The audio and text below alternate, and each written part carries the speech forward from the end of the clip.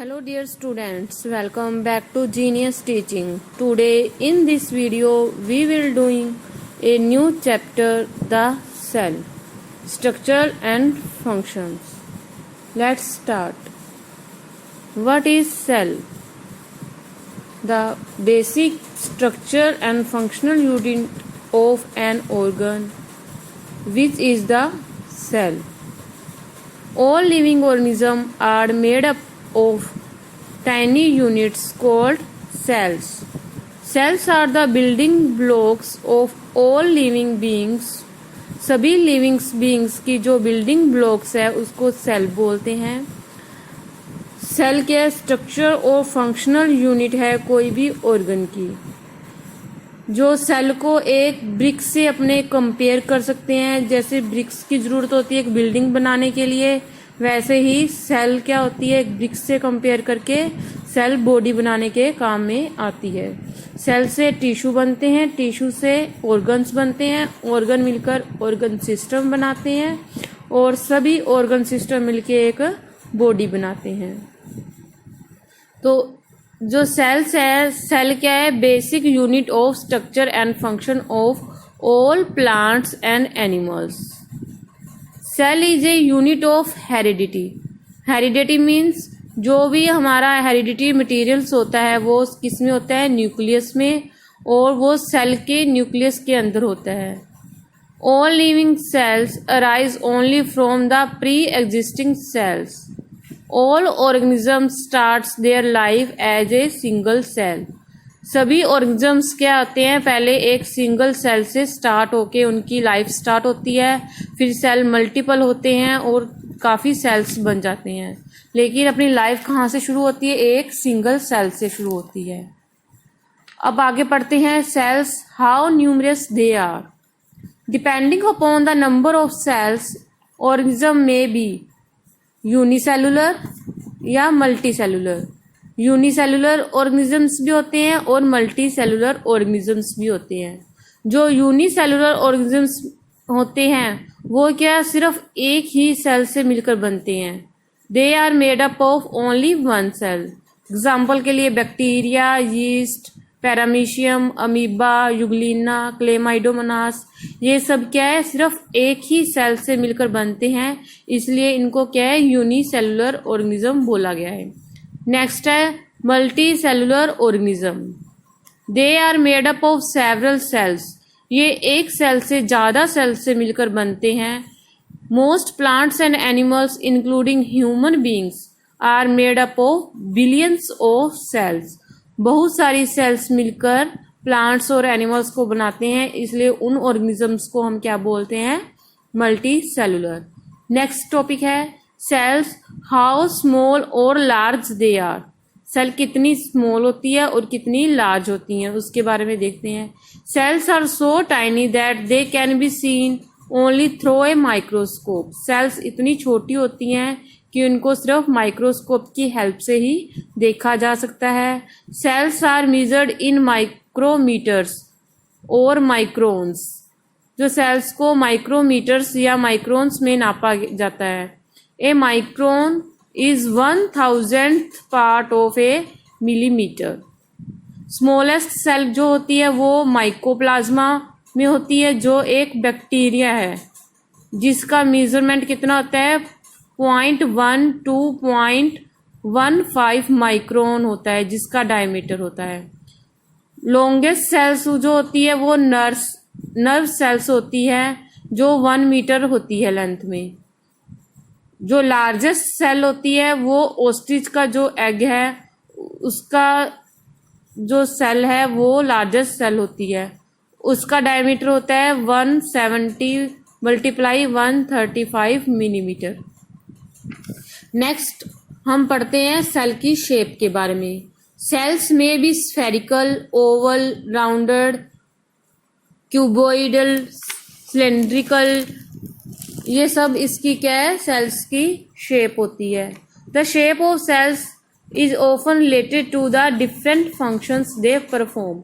उसकी सेल की जो शेप है, जैसा वो फंक्शन करती है उस पर डिपेंड करता है कि उसकी शेप कैसे होगी. जैसे कि ह्यूमन वाइट ब्लड सेल्स, जो ह्यूमन की वाइट ब्लड सेल्स है यानी कि WBC है, जो जिसकी शेप क्या होती है, एमोबॉइड होती है, to squeeze out through capillary walls. जो रेड ब्लड सेल्स की जो शेप होती है वो सर्कुलर एंड बाय कॉनकेव होती है, to move easily through small spaces and transport oxygen. जो नर्व सेल्स होती हैं वो क्या होती हैं, लॉन्ग होती है, किस लिए, to conduct impulses from distance part of the body to the brain and vice versa.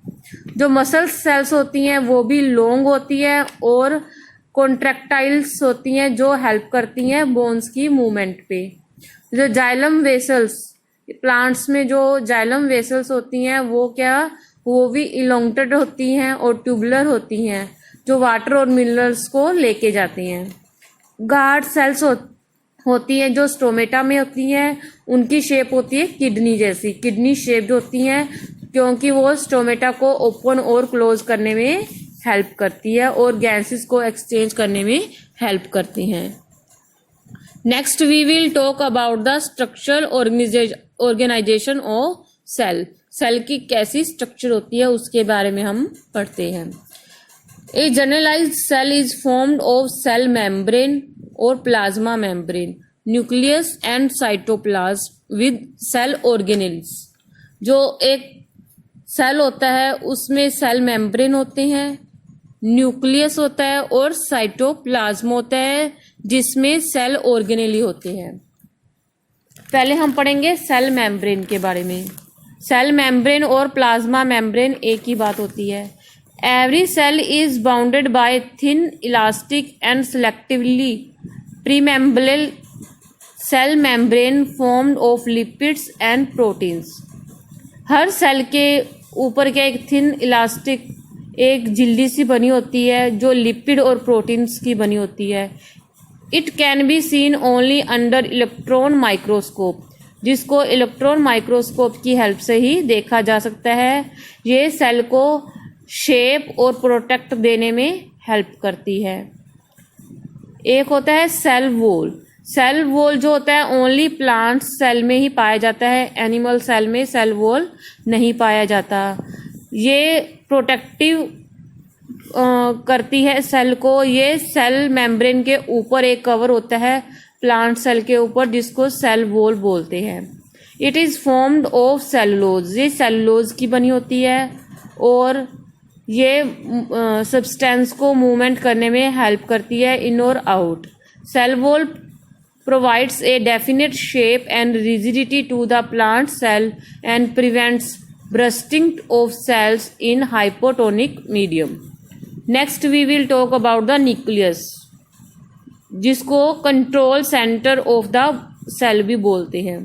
Nucleus क्या होता है, एक स्मॉल स्फेरिकल ओवल स्ट्रक्चर होता है, उसके अंदर न्यूक्लियोप्लाज्म होता है या न्यूक्लियर सैप बोलते हैं। न्यूक्लियोप्लाज्म में क्या होता है, न्यूक्लियोस होता है और एक लार्ज अमाउंट ऑफ RNA होता है। Chromatin network formed a chromatin fibres which condense to form chromosomes during cell division. Nucleus regulates क्या करता है, लाइफ प्रोसेस, जो सेल की लाइफ प्रोसेस होता है उसको रेगुलेट करने में कौन हेल्प करता है, न्यूक्लियस करता है, इसलिए इसको control centre of the cell भी बोलते हैं। Next we will talk about the protoplasm और cytoplasm. The living substance of the cell is called protoplasm. जो सेल का लिविंग सब्सटेंस होता है उसको प्रोटोप्लाज्म बोलते हैं। Various cell organelles remain suspended in it. Protoplasm में क्या है, बहुत सारे सेल ऑर्गेनेल्स रहते हैं। Protoplasm consist of cytoplasm and nucleoplasm. Next we will talk about the cell organelles.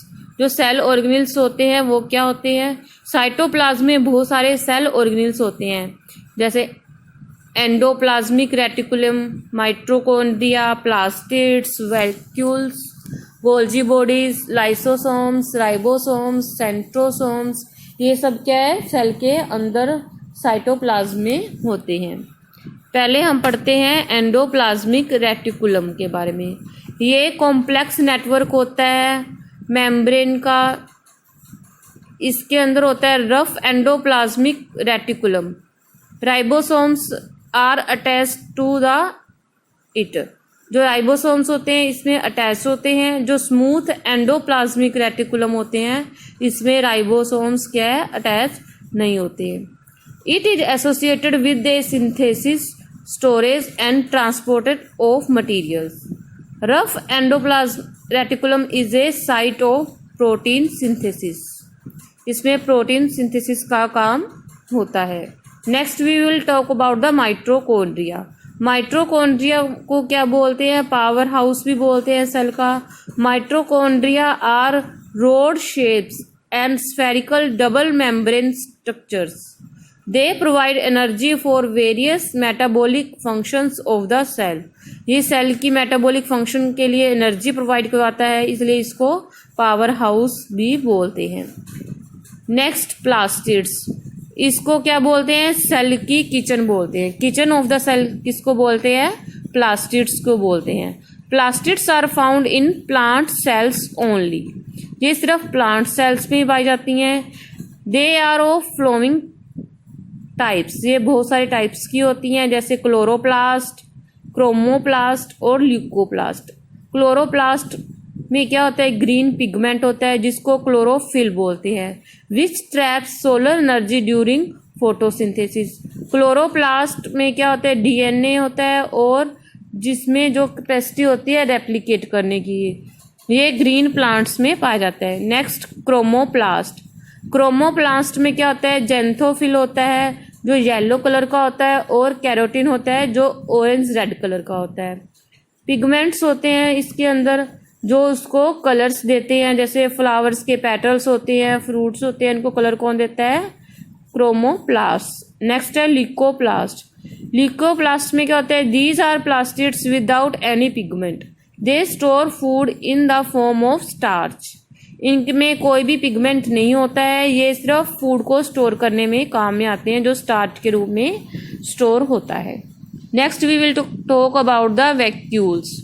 Vacuoles are clear spaces in the cytoplasm bound by the membrane called tonoplast, and the liquids they contain is a cell sap.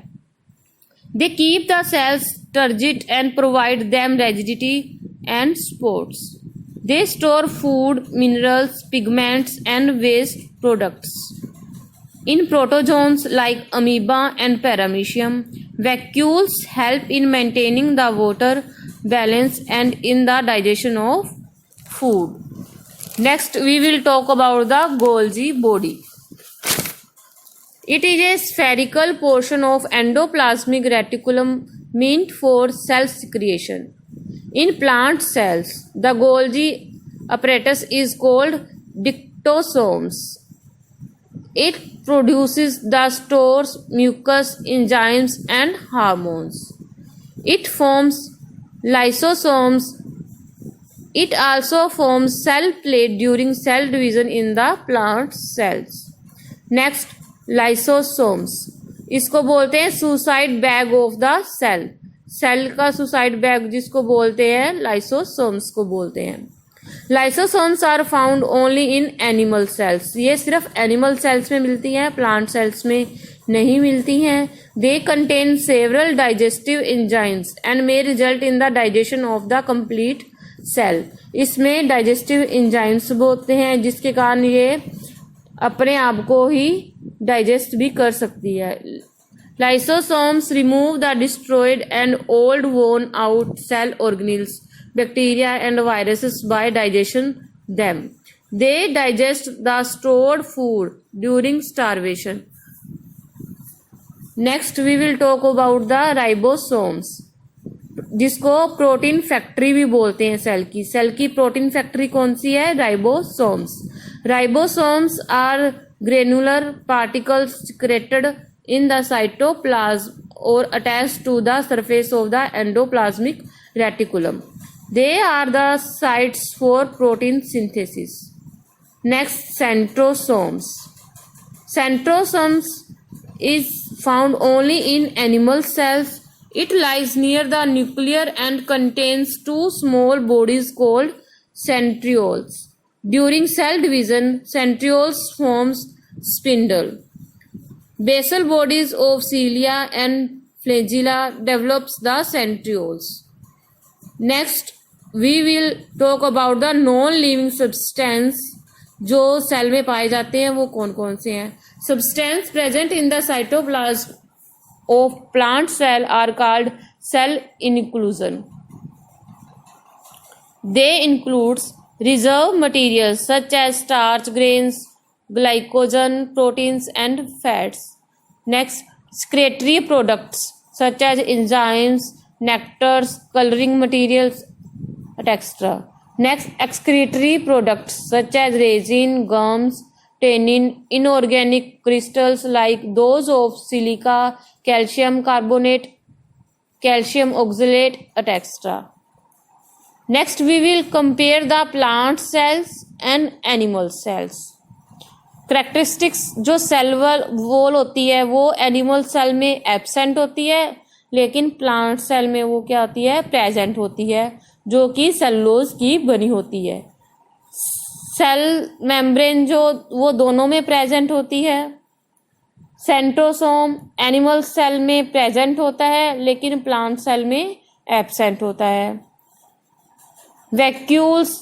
Vacuoles यदि animal cells में present होता है तो वो small होता है, लेकिन plant cell में ये क्या होता है, लार्ज होता है. प्लास्टिड्स एनिमल सेल में एब्सेंट होती है, सिर्फ प्रोटोजोन जैसे यूग्लिना में ये प्रेजेंट होती है, लेकिन प्लास्टिड्स जो होते हैं प्लांट सेल में हमेशा ही प्रेजेंट होते हैं.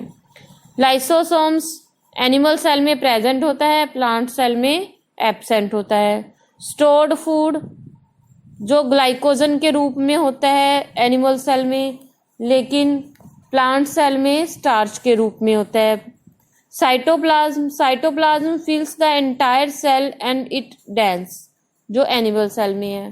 प्लांट सेल में cytoplasm forms a thin lining as it push to the periphery by vacuole. Golgi body क्या होता है, Golgi complex is present near the nucleus, लेकिन प्लांट सेल में simpler units of Golgi complex called dictyosomes are found scattered. Nucleus is usually present in the centre. Animal cell में nucleus जो होता है वो सेंटर में प्रेजेंट होता है, लेकिन प्लांट सेल में न्यूक्लियस जो होता है वो पेरिफेरी वाली साइड में होता है, वहाँ पर ये प्रेजेंट होता है. Dear students, thank you for watching this video. If you want to see more videos of science, then subscribe my channel Genius Teaching. Thank you for watching this video.